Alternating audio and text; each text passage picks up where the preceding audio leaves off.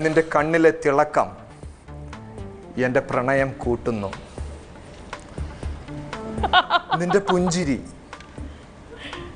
നിന്റെ പുഞ്ചിരിയുടെ സൗന്ദര്യം എൻ്റെ ഹൃദയത്തെ പ്രകാശിപ്പിക്കുന്നു. ആ പുഞ്ചിരിയിൽ വീണുപോയി ഞാൻ.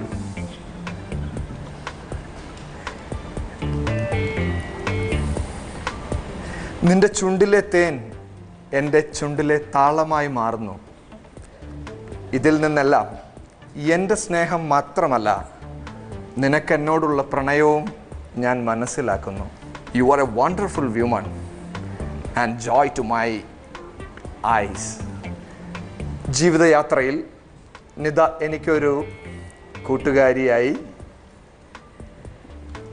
കാമുകിയായി, ഭാര്യയായി, നമ്മുടെ മക്കളുടെ അമ്മയായി, എൻ്റെ സ്നേഹത്തിൻ്റെ തണലിൽ എൻ്റെ മാറോടണഞ്ഞ് എന്നെന്നും എൻ്റെ കൂടെ ഉണ്ടാവണം.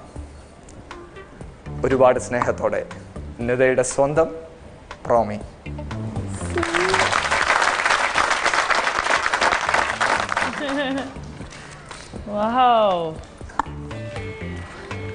നിധ, എനിക്കിവിടെ ഇരുന്നിട്ട് കുളിര് കൊള്ളണു.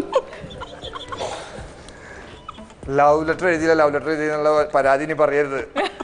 ഒരുപാട് ഇല്ല, ഈ ഒരെണ്ണം മതി. This is a real exact love letter from my heart. Thank you. അപ്പോ മലബാർ ഗോൾഡ് വെറുതെ അല്ല ഭാര്യയ്ക്ക് ഒരു നന്ദി അല്ലേ? മലബാർ ഗോൾഡ് വെറുതെ അല്ല ഭാര്യയ്ക്ക് ഒരു നന്ദി. എന്തായാലും നീ നമ്മളുടെ ജഡ്ജ് റജീല. വളരെ നല്ല ലവ് ലെറ്റർ. സ്റ്റാർട്ടിങ് റൊമാൻറ്റിക് ഉണ്ടായിരുന്നു, എല്ലാം സൂപ്പറായിരുന്നു. ഒരു ലവ് ലെറ്ററിൻ്റെതായ എല്ലാ ചേരുവകളും അതിനകത്തുണ്ടായിരുന്നു. Okay marks 9 marks. 9 marks. Thank you. Good.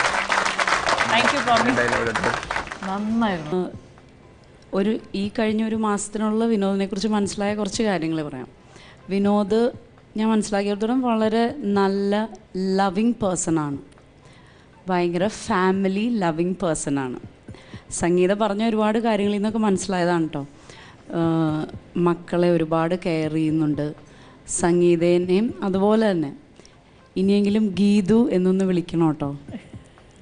Geethu എന്നൊന്ന് വിളിച്ചു തുടങ്ങണം പേഴ്സണലി. ഭയങ്കര സംഗീത കഴിഞ്ഞ ദിവസം പറഞ്ഞു, വിനോദേട്ടന് സ്വപ്നങ്ങൾ ഇല്ല. ശരിക്കും പറഞ്ഞാൽ ഇവരുടെ സ്വപ്നങ്ങളാണ്, ഇവരുടെ സന്തോഷമാണ് വിനോദിന് സന്തോഷം എന്ന് പറഞ്ഞു. അതൊരു വലിയ കാര്യമാണ്. ഒരു ആസ് എ ഹസ്ബൻഡ് അതങ്ങനെ ഒരു ഉൾക്കൊള്ളൽ ഭയങ്കര ഒരു വലിയ കാര്യമാണത്. സാധാരണ കുടുംബങ്ങളിൽ ഇല്ലാത്തതാണ്. അധികം ആരുമായിട്ട് ഇൻറ്ററാക്ട് ചെയ്യത്തില്ല എന്നുവെച്ചാൽ നമുക്ക് ചെന്ന് നിൽക്കുന്നവർക്ക് ഒരു ബുദ്ധിമുട്ടില്ല. നല്ല ഒരു സ്ത്രീയോട് നല്ല ഡീസൻ്റ് ആയിട്ട് തന്നെ പെരുമാറുന്ന ഒരു അകൽച്ചയിട്ട്. അയ്യോ, ബാക്കി എല്ലാ ഭർത്താക്കന്മാരും അങ്ങനെയല്ല ഒരു പോസിറ്റീവായിട്ട് ഞാൻ പറഞ്ഞത്. ഇപ്പം ചേട്ടനോട് എന്ത് സംസാരിക്കാനാണെങ്കിലും നമുക്കൊരു ഇതില്ല, നല്ല രീതിയിൽ തന്നെ നമ്മളോട് ബിഹേവ് ചെയ്യുന്ന നമുക്ക് സ്വന്തമായിട്ടൊരു ഇത് തോന്നും. ചേട്ടൻ ആ രീതിയിലാണ് നമ്മളോട് ബിഹേവ് ചെയ്യുന്നത്. എന്നുവെച്ചാൽ മറ്റുള്ളവർ അങ്ങനെയാണ്, ഓപ്പോസിറ്റ് ആണെന്നല്ല ഞാൻ പറഞ്ഞു. ചേട്ടന് ഞാൻ കണ്ടൊരു പ്രത്യേകത പോസിറ്റീവായിട്ട് ഞാൻ കണ്ട കാര്യം ഞാൻ പറഞ്ഞു. അപ്പോൾ നിത